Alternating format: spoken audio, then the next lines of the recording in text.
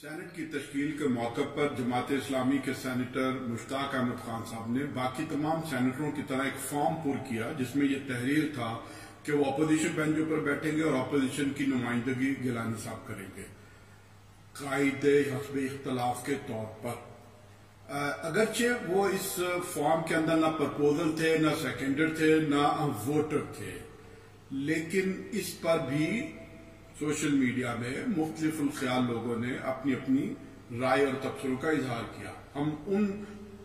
تبصروں کا بھی احترام کرتے ہیں جس میں کچھ لوگوں کا یہ خیال تھا کہ سرے سے یہ کارروائی ہمیں نہیں اختیار کرنی چاہیے تھی، لیکن اس کے ساتھ ساتھ کچھ ایسے کھسیانے لوگ ہیں کہ جو چیئرمین سینٹ کے موقع پر تو گیلانی صاحب کے پرپوزل تھے، سیکنڈر تھے، ووٹر تھے،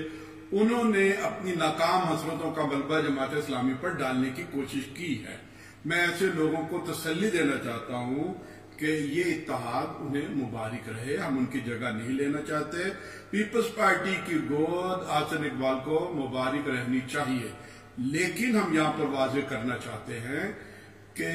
نیب زدہ لوگوں سے ہم اپنے دامن کو پاک صاف رکھیں گے۔ یہ ایک پارلیمانی رسمی کارروائی تھی جس کا ہم نے احترام کیا ہے، جس طرح سے قومی اسمبلی بننے کے بعد مسلم لیگ نون کے قائد جناب شہباز شریف صاحب نے حزب اختلاف کے لیے تقرر نامہ حاصل کیا تھا۔ ہم ایک دفعہ پھر واضح کرتے ہیں کہ جماعت اسلامی